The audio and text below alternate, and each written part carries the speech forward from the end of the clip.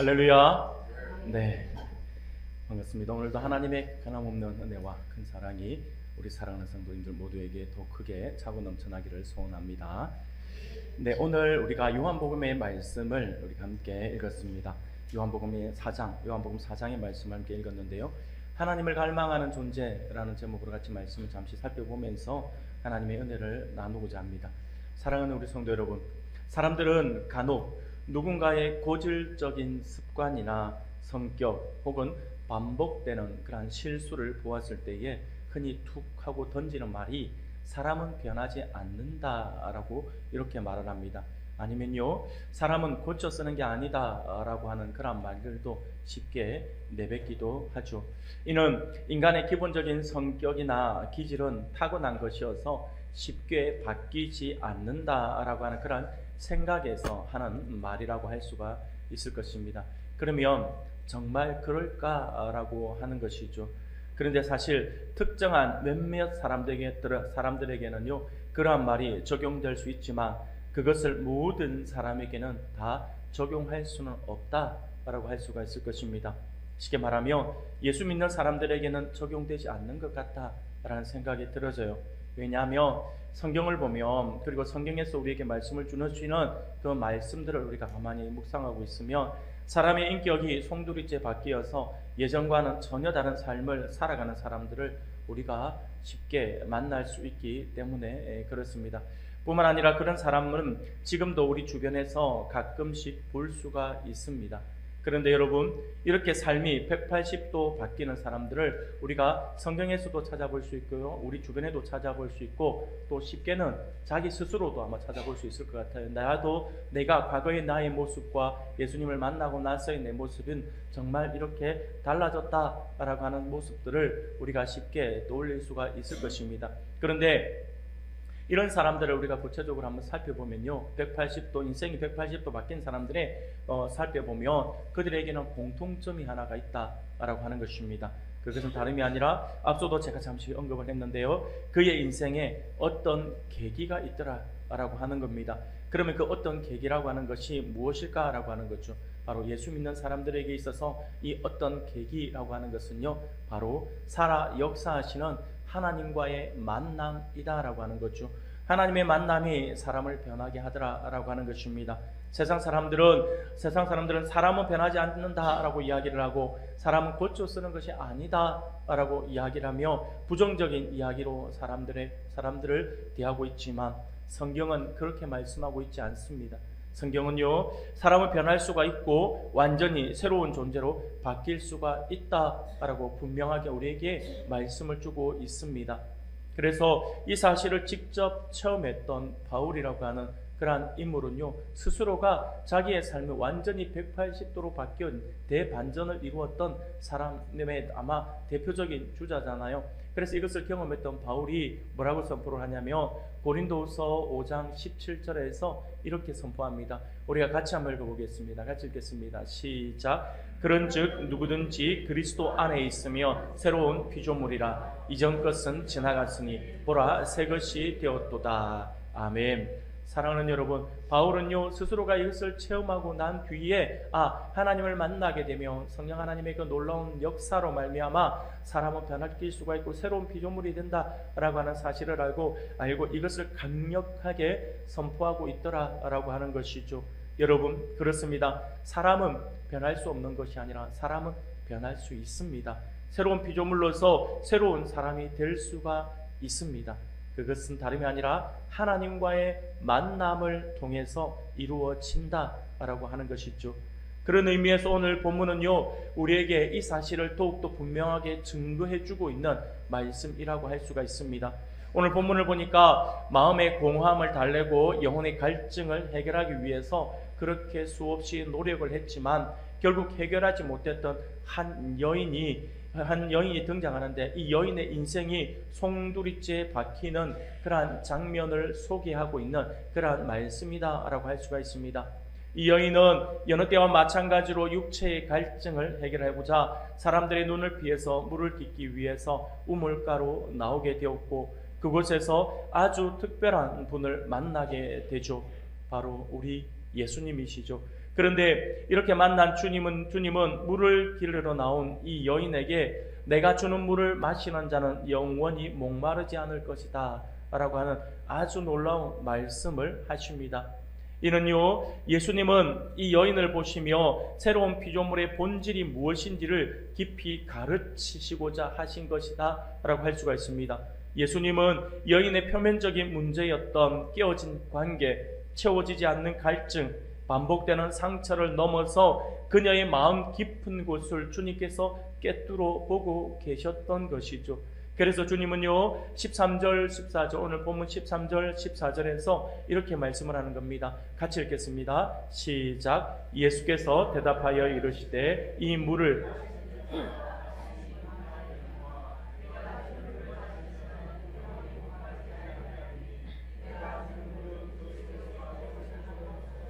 샘물이 되리라. 아멘. 지금 주님께서 이 말씀을 하고 있는 것입니다. 여러분, 그러면 지금 예수님이 말씀하시는 영원히 목마르지 않는 물, 이것은 무엇을 말하고 있는 것일까요?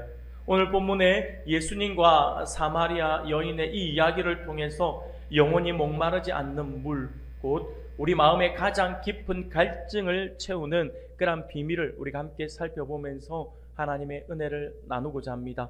사랑하는 우리 성도 여러분, 그런 의미에서 오늘 우리가 함께 쓰게 될 성경적 세계관의 안경은요, 구속의 안경이라고 할 수가 있습니다.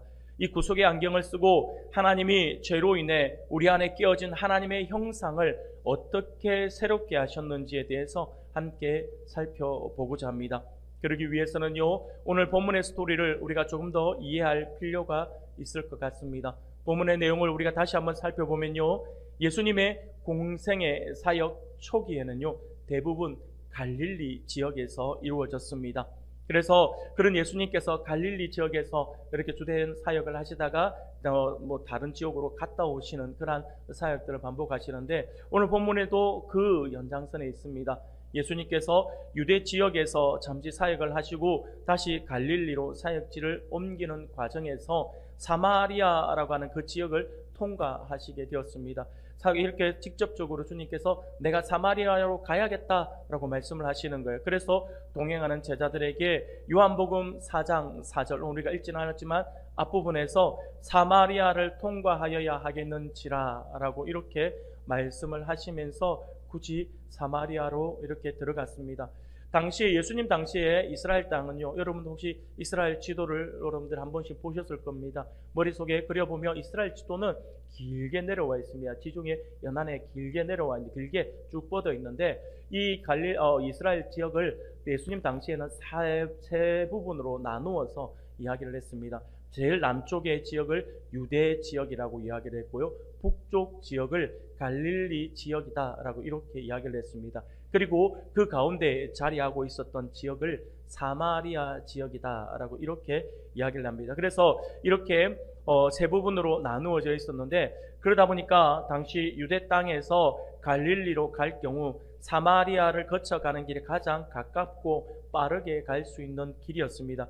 그러나 유대인들은요, 갈릴리 지역과 유대 지역을 왕래할 때에 이 두 지역을 잇는 가장 빠른 경로인 사마리아 지역을 통과하는 것을 별로 그렇게 원하지 않았습니다. 사마리아를 통과하고 싶어 하지 않았습니다. 그래서 그들은요, 어떻게 갔냐니까 유대 땅에서 지중해 해안으로 가서 지중해 해안을선을 타고 쭉 올라가는 방법이 있고요, 아니면 요단강을 건너서 동쪽으로 완전히 우회를 해서 저 위쪽으로 해서 이렇게 빙글 돌아가는 가운데 길이 있으면 가운데 길을 두고 이렇게 가든지 이렇게 돌아갔다라고 하는 것이죠. 실질적으로 그때는 그 시대는요, 교통 수단이 그래 원활하지 않았기 때문에 유대 땅에서 갈릴리 지역으로 갈 때에 한 3일 길이라고 우리가 이야기를 하면, 이 돌아가는 베레아 쪽으로 돌아가면 한 6일, 2배나 더 먼 거리를 가게 되었다라고 하는 거죠. 그럼에도 불구하고 그들은요,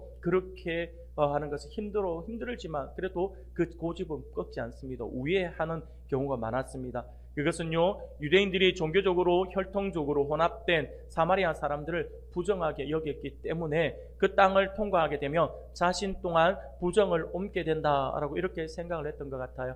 그래서 그 길을 이용하지 않고 훨씬 멀리 돌아서 왕래했다라고 하는 것입니다. 그런데 예수님께서 지금 이러한 유대인들의 그 태도에도 불구하고 굳이 사마리아를 경유한 이 길을 택해서 갈릴리로 가고자 하셨다라고 하는 것입니다. 물론 주님께서 이 길을 선택하신 것은 단순히 갈릴리로 가는 그 시간을 단축하기 위한 의도만은 아니었습니다. 이 길이 지름길이니까, 가장 빠르게 가는 길이니까 이 길로 가야겠다, 갈릴리에 내가 급히 가야 되기 때문에 어쩔 수 없이 이 길로 가야겠다라고 이렇게 생각하시면서 말씀하신 것은 아니다라고 하는 거죠. 물론 시간은 단축할 수가 있겠죠.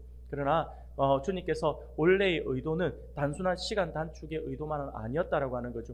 오히려 사마리아 지역에도 복음을 전해서 잃은 자를 찾기 위한 주님의 큰 그림이었다라고 하는 것입니다. 그래서 주님과 제자 공동체는요, 사마리아 땅 수가성에 도착하게 되었습니다. 야곱의 우물 곁에 피곤해서 쉬고 있을 때 제자들은요, 먹을 것을 구하기 위해 동네로 들어간 상황에서 이제 주님만 홀로 남겨져 있는 그러한 상황입니다. 바로 그때에 한 여인이 물동이를 이고 우물가로 나왔던 것입니다. 그러자 예수님은요, 이 여인을 보고 대뜸 말을 걸면서 하신 말씀이 물을 좀 달라라고 말을 걸었습니다. 그러자 이 여인은요, 깜짝 놀라서 되물었죠. 우리가 같이 한번 읽어볼까요? 요한복음 4장 9절 상반절 말씀에 이렇게 이야기합니다. 같이 읽겠습니다. 시작. 사마리아 여자가 이르되 당신은 유대인으로서 어찌하여 사마리아 여자인 나에게 물을 달라 하나이까. 이 지금 예수님께서 물 한 모금 달라라고 한 게 굉장히 보면 놀랍지도 않은 그냥 부탁할 수 있는 일인데도 불구하고 이 여인은 깜짝 놀라서 지금 그것을 반문하는 거예요. 되물으면서 왜 나에게 말을 걸죠? 이렇게 지금 이야기를 하고 있는 겁니다. 그러면서 성경은요, 이 여인이 이렇게 놀라면서 예수님께 되물었던 이유를 뚜렷하게 이야기하죠. 바로 4장 9절 하반절에 이렇게 이야기합니다.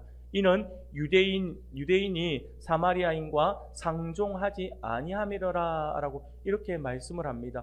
유대인이 사마리아인과 상종하지 않기 때문에 나에게 말을 거는 자체를 좀 신기하게 여겼다라고 하는 거죠. 그래서 사마리아 여인이 깜짝 놀라서 이 반응을 보인 것입니다. 사랑하는 여러분, 사실 예수님은 이 여인을 향하여서 단순히 목이 말라서 물을 달라고 하신 것은 아니었습니다. 예수님은요, 이 여인의 마음속 깊은 곳을 보고 계셨던 것이죠. 그냥 물로는 절대 채울 수 없는 아주 깊은 마음의 목마름, 그리고 영적 갈증을 주님께서 보셨다라고 하는 것입니다. 그래서 그 갈증의 부분들을 이야기하기 위해서 지금 물을 달라라고 하면서 그 물을 이야기를 시작하면서 대화를 지금 시도하고 있다라고 하는 것이죠. 그리고 또 하나, 우리 주님은요, 그녀를 통해서 수가성 사람들에게 복음이 흘러 들어가게 하시고자 한 주님의 그 계획적 접근이었다라고 할 수가 있습니다. 쉽게 말하면 주님께서 여기서 이 여인을 보시면서 주님께서 보신 것이 두 가지죠. 바로 이 여인의 영적 목마름의 상태, 그리고 또 하나는요, 이 여인을 통하여서 수가성 사람들이 주께로 돌아오게 되는 그 그림을 우리 주님은 벌써 보셨다라고 하는 것이죠. 이것을 보시고 그녀에게 지금 말을 걸고 있는 것입니다.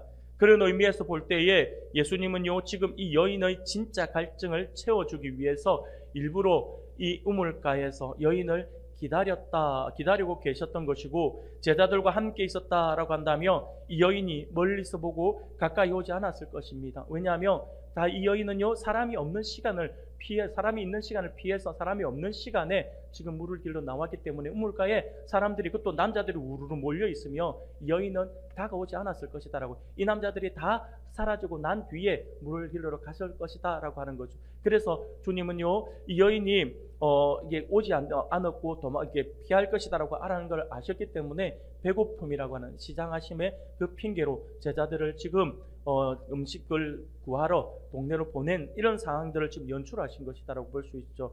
그래서 홀로 이 여인을 맞으신 것이다라고 이야기할 수가 있습니다. 그런데 이 여인은요, 주님의 이러한 깊은 의도를 알 수가 없었기 때문에 깜짝 놀라서 어찌하여 사마리아 여자인 나에게 물을 달라나이까 라고 이렇게 묻고 있는 것이죠. 사실 예수님 당시에 유대인들은요, 일반적으로 여성들과의 공개적인 접촉을 피했습니다. 만약 그 사람이 랍비라고 한다면 더욱 그랬다라고 하는 거죠. 공개적인 장소에서 아무리 친하다 하더라도 공개적인 장소에서 아주 친근감 있게 이렇게 대화를 나누는 자체를 꺼려했습니다. 굉장히 그 부분들에 대해서 자칫 잘못하면 오해를 살 수가 있었고요. 또 자칫 잘못하면 이제 부정하다라고 한 오해를 살 수 있었기 때문에 그렇습니다. 특히나 가르치는 선생으로서의 랍비의 지위에 있는 사람이라고 한다면 더더욱이 그랬습니다. 예를 들면 어느 랍비가 사람들이 보는 가운데에서 여자와 이야기를 하고 있으면 그 명성에 치명적인 상처를 입었다라고 이렇게 이야기를 합니다. 그게 왜 상처가 되는지는 모르겠지만 지금 우리 시대 우리 문화 속에서 우리가 생각해 볼 때 이게 뭔 문제가 되지 할 수 있지만 그 시대적 상황 속에서는 그만큼 그게 좀 안 좋은 모습으로 비춰졌다라고 그렇게 생각을 했던 것 같아요. 그래서 여자들과 이게 대화를 하는, 특히 사람들이 모인 장소에서 여성들과 대화하는 자체를 랍비의 위치에 있는 사람들은 굉장히 꺼려했습니다. 그래서 어느 정도 그 정도가 좀 더 심한 사람이 있고 좀 덜 심한 사람이 있을 거잖아요. 그 정도가 더욱더 심했던 유대인들은요, 공개적인 장소에서 자기의 아내와도 대화를 하지 않을 정도였다라고 하는 것입니다. 아내와 나란히 가는 것조차도 꺼려했고, 아내와도 거리를 두고 걸었고, 대화를 할 일이 있으면 아내와도 가까이서 대화하는 것이 아니라 멀찍이서 가급적이면 대화 자체를 하지 않으려고 했던 것이 그 시대적 이게 랍비의 모습들이었다라고 하는 거죠. 그러다 보니까 이러한 상황을 잘 알고 있었던 이 사마리아 여인이 지금 자기가 볼 때는 랍비로 보여진 거죠. 우리 주님이 랍비로 보여지는데 지금 랍비로 보이는 예수님이 자신에게 먼저 말을 걸어오는 것을 보면서 깜짝 놀라워했던 것은 어찌 보면 당연한 것이다 라고 할 수가 있을 것입니다. 여하튼 이 여인이 놀라며 묻는 말에 예수님은요, 당신이 지금 이 여인을 기다리고 계셨음을 암시하는 듯한 말씀을 하십니다. 그게 10절 말씀인데 10절을 우리가 같이 한번 읽어보겠습니다. 같이 읽겠습니다. 시작. 예수께서 대답하여 이르시되 내가 만일 하나님의 선물과 또 내게 물 좀 달라 하는 이가 누구인 줄 알았더라면 내가 그에게 생수를 내게 주었으리라. 아멘. 지금 주님은요, 이 여자가 현재 자기 앞에 서서 말씀하시는 당신이 곧 메시아다라고 하는 사실을 전혀 모르고 있는 그 사실을 지적하시면서 이 여인이 알지 못하는 것을 두 가지로 지금 지적해주고 있습니다. 그게 뭐냐니까 첫 번째는 하나님의 선물이었어요. 하나님의 선물이고, 다른 하나는요, 자기에게 물을 좀 달라 하시는 예수님, 이렇게 말을 하고 있는 예수님 당신의 그 실체를 이야기하고 있는 거죠. 이 실체를 이 여인이 지금 모르고 있었다라고 하는 것입니다. 그러면서 주님은요, 곧바로 오늘 우리가 읽은 본문의 말씀이죠. 13절, 14절을 우리가 다 같이 다시 한 번 더 같이 읽겠습니다. 시작. 예수께서 대답하여 이르시되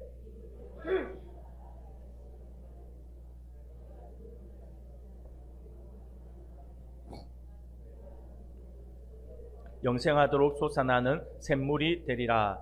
아멘. 지금 주님께서 이 말씀을 하시는 거예요. 쉽게 말하면 이 여인이 알지 못해서, 이 여인이 깨닫지 못하고 알지 못해서 주님이 지적해 주는 것이 두 가지가 있다라고 했죠. 두 가지가 바로 하나님의 선물이고 예수님의 실체인데, 그런데 구체적으로 이제 말씀을 해주시는 거죠. 하나님의 선물은 다름이 아니라 바로 생수였다라고 하는 것입니다.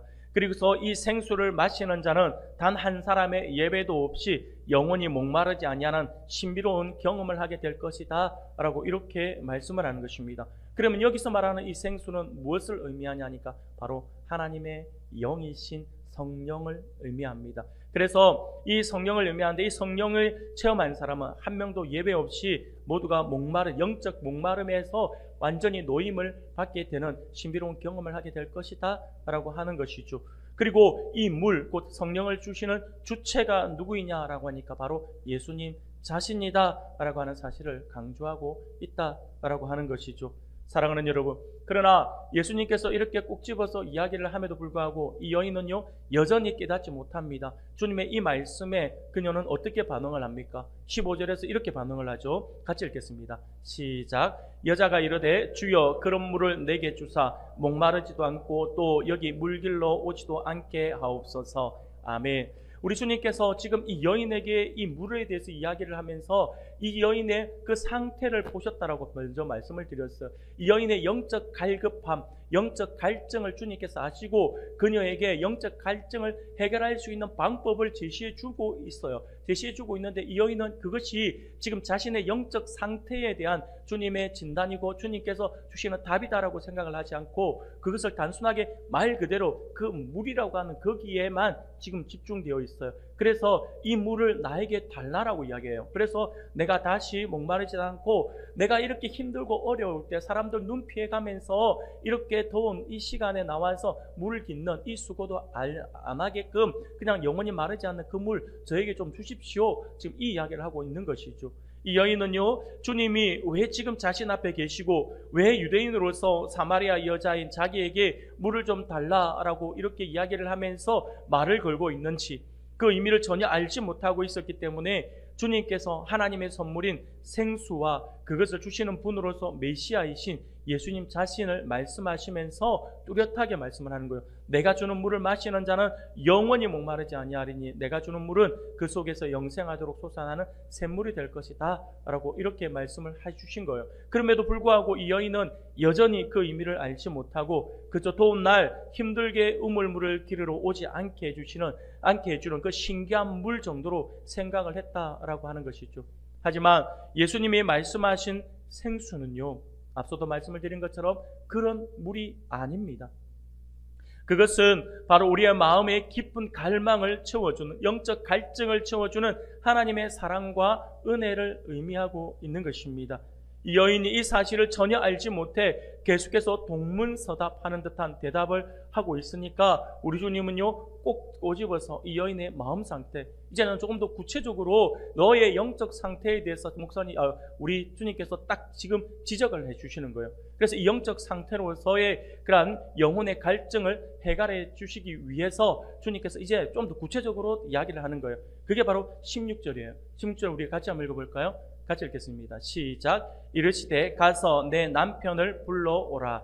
사랑하는 여러분, 이게 무슨 말일까요? 제가 지금 그녀의 이 영적 갈증을 해결해 주기 위해서 주님께서 이제 대놓고 구체적으로 이제 이야기를 하는 거예요. 구체적으로 이야기하는 거하고 남편하고 무슨 상관이 있냐라고 우리가 생각할 수 있는 거예요. 이 말씀을 하신 의도, 이 말씀의 깊은 내면, 영적 그런 어떤 의미들을 우리가 알아야 합니다.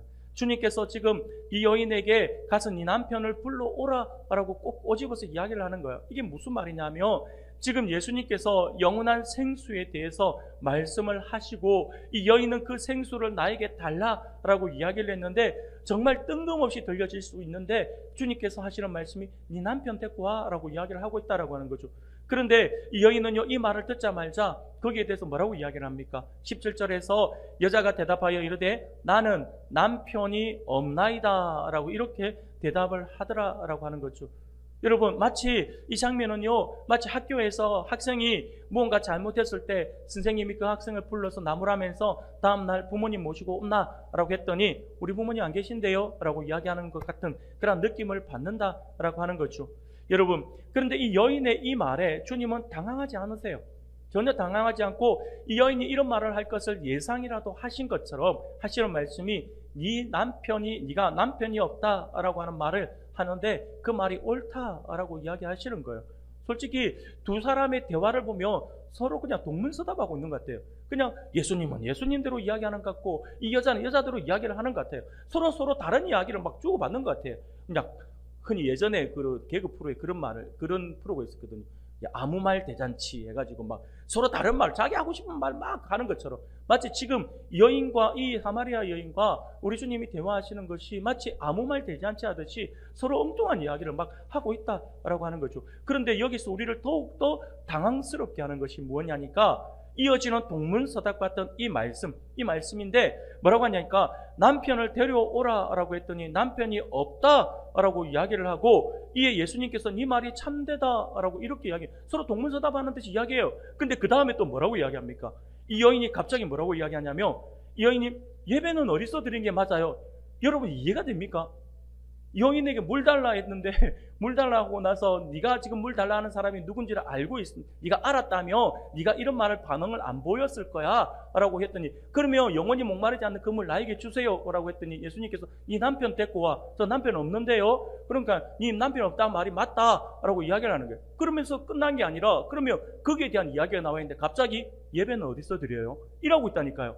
진짜 아무 말 대잔치 하는 것처럼 들려진다라고 하는 거죠. 뜬금없이 이 여인이 예배는 어디서 드리는 것이 맞습니까? 라고 질문해요. 그런데 이러한 질문에 우리 주님께서 전혀 개의치 않으시고 전혀 상관없이 주님께서 전혀 마치 이 여인의 이 말을 기다렸다라고 하는 듯이 24절에서 이렇게 말씀을 하죠. 아주 분명한 말씀입니다. 우리 같이 읽겠습니다. 시작. 하나님은 영이시니 예배하는 자가 영과 진리로 예배할지니라. 아멘. 사랑하는 여러분, 지금까지 주님과 이 사마리아 여인의 이 대화 속에서 지금 뭘 이야기하고 싶어 하는지, 이 내용의, 이 대화의 이 전체적인 흐름과 내용의 그 의미를 여러분들 쉽게 이해하시겠습니까?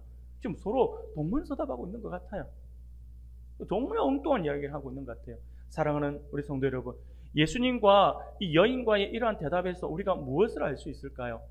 이는요, 저는 이 말씀을 보면서 아주 깊이 있게 여러분들이 묵상을 하며 이 말씀 속에서 우리가 뭘 발견할 수 있냐면 예수님의 아주 깊은 배려와 사랑을 표현하는 대화다라고 하는 것을 알 수가 있습니다. 주님께서 말씀하신 하나하나가 이 여인의 상처를 건들지 않고 이 여인을 배려해서 한마디 한마디 하시는 거예요. 근데 이 여인은 마치 그 이야기를 깨닫지 못하니까 툭툭 쏘듯이 대답을 하는 거예요. 근데 마치 그 대답 하나하나를 주님께서 기다리셨듯이 하나씩 이야기를 하시는 거예요. 근데 이 대화 속에서 이 여인이 나중에 깨닫는 거예요. 아, 이분이 지금 어떤 분인가 하는 부분을 깨닫는 거예요. 깨달으면서 그가 지금 주님을 서서히 만나가고 있는 과정인 거죠. 주님께서 정말 이 여인 대화 한마디를 하더라도 이 여인을 얼마나 배려하고 사랑으로 그 대화를 하고 있는지, 사랑의 어떤 표현을 하고 있는지를 알 수가 있다라고 하는 거죠. 쉽게 말씀을 드리면 예수님께서 당시 유대인들이 즐겨 찾지 않는 사마리아 지역을 계획적으로 통과하시면서 이 수가성에 도착을 했고, 야고보의 우물가에서 제자들을 음식 구하기 위해 동네로 보내신 후 마치 우연히 만난 것을 가장해서 이 여인을 기다리고 계셨어요.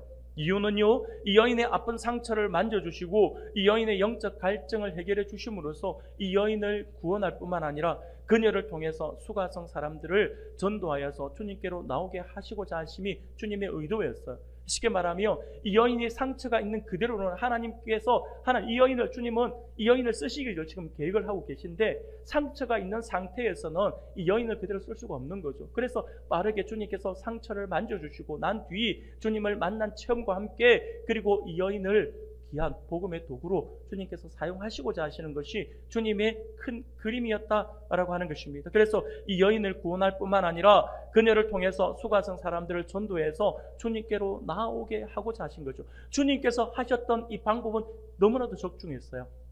이 그대로 이루어져서 이 여인이 주님을 만남과 동시에 보였던 반응을 보며 주님께서 이것 때문에 이렇게 하셨구나라고 하는 걸 알 수가 있어요.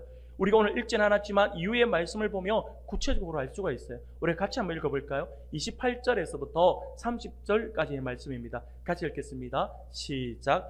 여자가 물동이를 버려두고 동네로 들어가서 사람들에게 이르되 내가 해가 모든 일을 내게 말하는 사람을 와서 보라. 이는 그리스도가 아니냐 하니 그들이 동네에서 나와 예수께로 오더라. 아멘. 그리고요 39절에서부터 42절까지에도 우리가 한번 같이 읽겠습니다. 이렇게 말씀을 합니다. 우리 같이 읽겠습니다. 시작. 여자의 말이 그에게 정언함으로 그 동네 중에 많은 사람이 예수를 믿는지라. 사마리아인들이 예수께 와서 자기들과 함께 유하시기를 정하니 거기서 이틀을 유하심에 예수님 말씀으로 말미암아 믿는 자가 더욱 많아 그 여자에게 말하되 이제 우리가 믿는 것은 내 말로 인함이냐 아니니 이는 우리가 친히 듣고 그가 참으로 세상의 구주신 줄 알미라 하였더라. 아멘. 사랑하는 여러분, 수가성에 놀라운 부흥의 역사가 일어난 거예요. 지금 이 여인을 통해서 이 놀라운 주님께로 돌아오는 역사가 있는 이 일 때문에 주님께서 우회하지 아니하시고 지금 사마리아를 통과해서 갈릴리로 가시려고 하셨던 것이죠. 그래서 이 일이 결국 이루어진 것입니다. 이처럼 주님의 복음을 전하는 일에 이 여인을 주님은 쓰시고자 하셨다라고 하는 것입니다. 그런데 주님께서 처음 본 이 여인을 향하여서 딱 보자마자 이 죄가 많구나, 네가 정말 삶을 엉망으로 살았구나라고 하면서 막 지적을 한다라고 생각을 해보세요. 그럼 어떻게 될까요? 요즘에 보니까 무당들을 그러잖아요. 사람들 딱 들어오면 자기의 영험함을 드러내기 위해서 그냥 아무 말 던지고 보는 거예요. 아, 죄가 많네. 왜 이제 왔니? 왜 나를 이제 찾아왔니? 막 이런 이야기 하잖아요. 그것처럼 마치 예수님께서 이 여인을 보자마자 왜 이제 와서 가만히 보니 내가 죄가 많구나, 영혼의 갈증이 심해서 그것을 해결하고자 저 사람을 만나 결혼도 많이 하고, 아이고야, 너 왜 이렇게 살았어? 라고 주님께서 이렇게 말씀하셨다라고 한번 생각해 봅시다. 그럼 이 여인은 어떤 반응을 보였을까요? 이 여인은요, 처음 본 남자에게 그런 말로 지적을 당했으니 얼마나 이 상처가 더 커졌을까요? 부끄러워 아마 도망을 쳤을 수도 있습니다. 그러나 주님은요, 그렇게 접근을 하지 않으셨어요. 그녀의 영적 목마름을 소재로 해서 그녀의 현재 상황을 이야기하시면서 그녀로 하여금 그 아픔을 스스로 고백할 수 있도록 대화를 이끌고 계신 것이다 라고 하는 것입니다. 그래서 꼭 집어서 왜 이렇게 남자가 많아, 왜 이렇게 난잡한 생활을 했어, 이런 삶을 살아왔어 라고 이야기하는 것이 아니라 주님께서 딱 한마디를 하시는 거예요. 네 남편 불러와 라고 이야기하신 거예요. 그런데 이렇게 주님께서 네 남편을 불러오라라고 하는 간접적 표현으로서 그녀의 마음의 아픈 곳을 지금 터치하신 것입니다. 그러자 그녀는요, 자신은 남편이 없다라고 하는 말로 내가 사람을 통해 나의 갈증, 영적 갈증을 해결하려고 했지만 진정으로 갈증을 해결해 줄 수 있는 사람은 없었어요 라고 이렇게 말을 하고 있는 것입니다. 쉽게 말하면 이 여인이 여러 번의 결혼을 통해서 사람을 통해서 나의 영적 목마름을 채우고자 이 사람도 만나보고 저 사람도 만나보고 저 사람도 만나보았다라고 하는 거예요. 그러면서 마지막에 살고 있는 이 사람도 한 사람도 있었어요. 그런데 모든 것들이 지금 네 남편을 불러오라라고 주님이 하셨을 때 이 여인의 머릿속에 스치고 지나간 거 한 명 한 명을 보면서 아, 내가 영적 목마름, 영적 갈증을 해결하기 위해서 이 사람도 만나고 저 사람도 만나고 많은 사람들 만났지만 내가 그걸 해결하지 못했습니다 라고 이야기를 하는 거예요. 그래서 내 남편이 없다라고 이야기했더니 맞다라고 주님이 말씀하시면서 지금 살고 있는 그 사람도 남편이 아니다라고, 그 사람 또한 너의 영적 갈급함을 채워주지 못했다, 곧 채워줄 수 있는 사람은 아니다 라고 이렇게 말씀을 하고 있는 것이죠. 이러면서 주님은요 17절 하반절에서 18절까지 이렇게 말씀을 하신 거예요. 네가 남편이 없다는 말이 옳도다. 너는 남편 5이 있었고 지금 있는 자도 내 남편이 아니니 네 말이 참되도다 라고 말씀을 하시는 거예요. 그래서 이 여인은요 자신의 깊은 곳을 통달하여 보고 계신 주님으로 인해서 깜짝 놀라는 것이죠. 나에게 남편이 몇 명이 있었고 지금 살고 있는 이 남편, 이게 현실이 중요한 게 아니라 지금 보니까 내가 이 사람들을 만나고 헤어지고 만나고 헤어지는 것을 반복한 그 이유를 주님께서 정확하게 꿰뚫어 보시고, 네가 이렇게 여러 사람, 다른 사람들은요 사람들을 만나고 해서 이 여인을 부정한 사람으로 마치 장녀처럼 여기던 그 시대적 사람들, 그래서 이 여인이 사람들 사이에서 물깃는 것조차도 두려워서 사람들의 손가락질 당할 것이 두려워서 사람들은요 이 여인의 내면을 보지 못하고 겉으로 드러난 것만 보며 손가락질을 하니까요. 그래서 사람들이 너무 무서운 거예요. 그런데 지금 내 눈앞에 있는 이분은 다가오는 그 접근이 달라요. 나이가 그냥 여러 사람을 만났다 이게 아니라 네가 얼마나 영적으로 갈급해하는지는 내가 알겠다라고 하는 거죠. 그래서 네가 그 영적 갈급함을 해결하기 위해서 이렇게 만나고 헤어지고 함에도 불구하고 네가 정확한 답을 얻지 못했구나라고 주님이 말씀을 하시는 거예요. 그러자 이 여인이 뭐라고 이야기합니까? 주여, 내가 보니 선지자로서이다 라고 이렇게 이야기를 하는 거예요. 하나님이 보낸 하나님의 사람이군요 라고 이렇게 이야기를 하는 거죠. 그러면서 자신의 이 영적 해결을 위해서, 그러면 이 여인이 계속해서 영적 해결이 되지 않은 상태에서 이 영적 해결의 그 방법은 하나밖에 없다라고 하는 것이 깨달아졌던 거죠. 그래서 하나님과의 예배 회복이 우선이다라고 하는 것이 깨달아지는 거예요. 그러면서 뜬금없이 보이지만 예배에 대해서 이야기를 하고 있는 거예요. 예배의 장소에 대해서 이야기를 하고 있다라고 하는 거죠.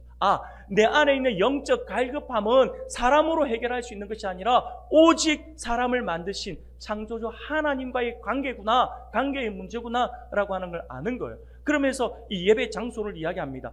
사마리아 사람으로서 우리가 예루살렘 성전에 가서 예배한다는 것은 불가능에 가까운데 그러면 우리는 하나님께 예배드리지 못합니까? 라고 이렇게 질문을 던지고 있는 거예요.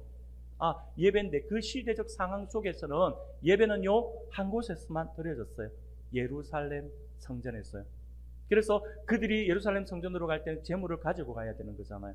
그리고 그곳으로 먼 걸음 여행을 해서 그곳에 가서 예배를 드려야 되는 거잖아요. 근데 그곳에 사마리아 사람으로서는 도저히 올 수가 없는 곳이잖아요. 하나님의 거룩한 곳이. 우리가 종교적으로 혼합적인 어떤 그런 삶을 살고 종교적으로도 혼합적인 그런 신앙을 가지고 있다 해서 유대인들이 우리를 그렇게 마치 짐승 취급하듯이 멀리하는데 우리가 유대 땅에 그것도 그들이 중심부에 있는 예루살렘 성전에 갈 수 있겠느냐라고 하는 거죠. 그러니까 그 질문을 하는 거예요. 우리는 이 산에서도 안 되고 예루살렘에서만 예배 드린다라고 이야기를 하는데 우리가 갈 수 없는데 그럼 어떻게 해야 됩니까? 라고 하는 거죠. 쉽게 말해서 우리가 어떻게 해야 하나님을 만날 수 있고 어떻게 하나님을 만나고 내 안에 영적 갈증을 내게 해결할 수 있습니까? 그것이 예배의 문제라고 한다면 하나님과의 관계의 문제라고 한다면 그럼 우리는 방법이 없는 건가요? 라고 이렇게 물어보는 거죠. 그래서 주님께서 뭐라고 말씀하셨습니까? 21절부터 24절까지의 말씀입니다. 우리 같이 한번 읽어보겠습니다. 같이 읽겠습니다. 시작. 예수께서 이르시되 여자여 내 말을 믿으라. 도 말고 예루살렘에서도 말고 너희가 아버지께 예배할 때가 이르리라. 너희는 알지 못하는 것을 예배하고 우리는 아는 것을 예배하노니 이는 구원이 유대인에게서 남이라. 아버지께 참되게 예배하는 자들은 영과 진리로 예배할 때가 오나니 곧 이때라. 아버지께서는 자기에게 이렇게 예배하는 자들을 찾으시느니라.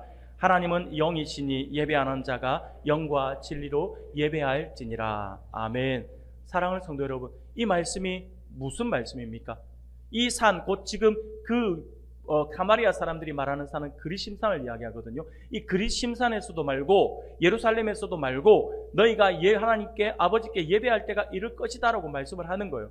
이는요 구약의 장소적 의미로서의 예배가 이제 파괴될 것이고 진정한 의미에서의 예배가 우리 안에 임하게 될 것이다 라고 말씀을 하는 것입니다. 그러면서 너희는 알지 못하는 것을 예배하고 우리는 아는 것을 예배한다 라고 이렇게 말씀을 하는데 이것은요 장소적인 의미가 사라진다 하더라도 예배의 참 대상은 변함이 없으며 내가 원하는 방식, 내가 즐겨 하는 방식이 아니라 하나님이 원하시는 그 참 예배를 드려야 한다라고 이야기를 하고 있는 것입니다. 장소가 옮겨진다 해서 우리가 드리는 예배의 대상이 달라져서는 안 된다라고 이야기하는 거죠. 그러면서 주님은요 아버지께 참되게 예배하는 자들은 영과 진리로 예배할 때가 오며 이렇게 예배하는 사람을 하나님은 찾으신다라고 말씀을 하고 있는 것입니다. 우리의 마음과 진리로 드리는 예배, 하나님은 우리의 중심, 우리의 진짜 마음을 보고 싶어 하신다라고 하는 것이죠. 우리의 기쁜 마음, 슬픈 마음, 그리고 하나님을 간절히 바라는 그 갈망의 그 마음 그대로 하나님께 나와서 예배하는 것, 하나님은요 그것을 가장 기뻐하시고 그렇게 예배하는 사람을 하나님은 찾고 계신다라고 하는 거예요. 어떠한 가식도 없이 하나님과의 만남만을 바라보면서 하나님께 예배드리는 그것. 한 주간의 삶 속에서 내가 다가오는 주일에 예배드리기 위해서 어떻게 몸과 마음을 준비하고 어떻게 기대하고 어떤 마음, 설레는 마음으로 주님께 나오냐라고 하는 거죠. 하나님은요 이렇게 간절히 하나님을 만나기 원하고 하나님 간절히 찾기 원하고 하나님께 온전함으로 예배드리는 그 사람을 하나님 찾고 계신다라고 하는 거예요. 이런 대화를 통해서 여인은요 자신의 모든 것을 아시고 자신의 진짜 목마름을 채워주실 분이 바로 이분이시구나 라고 하는 것을 알게 되는 거죠. 그가 오랫동안 기다려온 메시아다라고 하는 사실을 드디어 깨닫게 되었던 것입니다. 이 여인의 마음속 깊은 갈망이 예수님을 통해서 순간 채워지는 것이죠. 사랑하는 여러분, 이 순간 이 여인이 얼마나 기뻤을까요? 여인은요 메시아를 만난 그 기쁨이 얼마나 컸던지 물을 길러 왔다라고 하는 사실도 잊은 채 물동이를 우물가에 버려두고 마을로 달려갔습니다. 주님을 만났으니까요. 그리고 사람들에게 뭐라고 이야기합니까? 내가 행한 모든 일을 내게 말한 사람을 와서 보라라고 외치고 있는 것입니다. 자신의 부끄러운 과거 때문에 사람들을 피해 다녔던 이 여인이 이제는 사람들에게 가장 먼저 달려가서 예수님을 전하는 사람으로 완전히 바뀌었다라고 하는 것이죠. 사랑하는 여러분, 그렇습니다. 이러한 모습은 오늘 예수님을 만난 이 여인에게서만 볼 수 있는 장면이 아닙니다. 예수님이 주시는 생수를 마신 사람은 모두가 이렇게 새로운 사람으로 변화되는 놀라운 일을 경험하게 되어 있습니다. 이게 하나님의 영의 놀라운 역사이며 힘이고 능력입니다. 이 사실을 예수님은요, 요한복음 7장에서 더욱더 분명하게 우리에게 가르쳐주고 있어요. 우리 같이 한번 읽어볼까요? 요한복음 7장 37절 하반절부터 38절까지입니다. 같이 읽겠습니다. 시작. 예수께서 서서 외쳐 이르시되 누구든지 목마르거든 내게로 와서 마시라. 나를 믿는 자는 성경의 이름과 같이 그 배에서 생수의 강이 흘러나오리라. 아멘. 사랑하는 여러분, 그렇습니다. 예수님을 믿는 사람 안에 생수가 넘쳐난다라고 하는 겁니다. 이 말은요, 성령께서 새로운 피조물의 삶을 충만하게 하시고 하나님을 향한 참된 갈망을 지속적으로 불러일으키신다라고 하는 뜻입니다. 새 사람은 더 이상 세상의 만족을 쫓아 헤매지 않고 하나님을 찾고 갈망하며 살아가는 존재입니다. 이 안에 하나님의 영이 그렇게 인도하시는 거죠. 끊임없이 우리 안에 성령의 소욕이 올라온다라고 하는 거죠. 사랑하는 여러분, 우리는 하나님의 형상으로 지음을 받았지만 죄로 인해 그 정체성이 크게 왜곡되었습니다. 그러나 예수 그리스도 안에서 구속을 받은 우리는 이제 새로운 피조물이 되었습니다. 새로운 피조물은 세상의 인정 그리고 육체의 만족, 순간적 즐거움과 같은 이전의 갈망에서 벗어나서 하나님을 아는 기쁨과 그분의 임재를 갈망하는 그러한 삶을 살아야 하는 존재입니다. 그런 의미에서 오늘 사마리아 여인의 이 이야기는요, 바로 이 변화를 바르게 보여주고 있다고 하는 것이죠. 예수님은 그녀가 잘못된 만족을 쫓으며 살아온 삶을 진단하시고 참된 갈망을 향해 나아오도록 부르셨습니다. 그리고 그 주님은요, 그 시대 사마리아 여인만 불러주신 것이 아니라 오늘 우리에게도 동일하게 주님은 우리를 부르고 계십니다. 목마르거든 내게로 오라라고요. 사랑하는 여러분, 예수님께 나올 때 성령께서 우리의 내면을 채우시고 그 배에서 생수의 강이 흘러나오는 새로운 삶을 시작하게 될 것입니다. 예수님 때문에 우리가 만족해하면서 우리 배가, 그죠? 이게 여러분들 뭐 안 먹어도 배부르다라고 하는 느낌, 그런 느낌 아시죠? 그것처럼 하나님의 영이 체험되어지면요, 우리 안에 하나님의 성령의 역사가 끊임없이 올라오니까 우리 배에서 생수가 흘러나온다라고 하는 것은 우리가 그만큼 만족하고 풍성함을 누리고 그것을 또 흘려보내서 더 옆에 있는 사람들에게까지 영향력 있는 삶을 살아가게 한다라고 하는 것을 이야기하고 있는 것입니다. 이게 바로 성령의 사람이 보일 수 있는 모습이거든요. 사랑하는 여러분, 우리는 예수 그리스도와 연합된 새로운 존재이며 그에 어울리는 삶으로 변화되어 가야 합니다. 말씀을 통해 보았듯이 새로운 피조물은 그리스도를 주인으로 모시고 하나님의 뜻을 따라 사는 존재입니다. 그러기에 우리는 먼저 새로운 피조물로서의 삶의 방향을 바꿔야 합니다. 이전에 나 자신을 위해 살거나 세상의 기준에 맞추어 살았다라고 한다면 이제는 하나님의 말씀을 기준으로 삼아서 하나님의 영광을 위해 사는 삶을 살아가야 한다라고 하는 거죠. 예수님께서 하나님 아버지와 친밀히 동행하시며 세상에 끼어진 관계들을 화목하게 하신 것처럼 우리도 하나님과 화목한 관계를 회복하고 세상을 하나님과 화목하게 하는 사명을 따라 살아가야 합니다. 그리고 새로운 피조물로서 하나님을 갈망하는 삶을 살아야 합니다. 세상은 끊임없이 더 좋은 것, 더 많은 것, 더 멋진 것을 갈망하라 라고 우리에게 속삭이지만 그러나 하나님의 백성들은요, 이 땅의 소유가 아니라 하나님과의 친밀한 관계를 갈망해야 하는 존재입니다. 하나님이 기뻐하시는 삶을 추구하는 것이 새 사람의 진짜 갈망이다라고 하는 것을 우리가 결코 잊어서는 안 될 것입니다.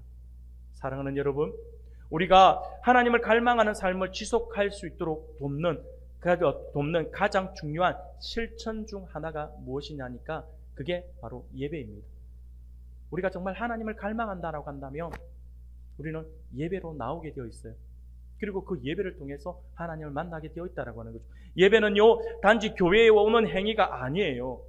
그저 교회에 와서 앉아있는 행위가 아닙니다. 삶의 모든 순간에 예수님을 주인으로 인정하는 반응, 그것이 예배입니다. 그러므로 하나님과의 관계에서도, 가족과 친구와 지인과 이웃과의 관계에서도 예수 그리스도가 주인이심을 인정하고 그분의 뜻을 따를 때 곧 온전한 예배자의 삶을 우리가 살아갈 때에 우리는 하나님 나라 백성으로 살아가게 되는 것입니다. 이 모든 사실을 기억하면서 삶의 모든 영역에서 하나님과 동행하며 하나님을 갈망하는 삶을 살아가는 우리 성도님들이 되기를 소원합니다. 그래서 죄로 인하여 깨어지고 왜곡된 하나님의 형상을 회복함으로 하나님을 영화롭게 하고 우리 은강교회 공동체를 더욱 든든히 세워나가는 우리 모든 성도님들이 되시기를 주님의 이름으로 축원합니다. 아멘.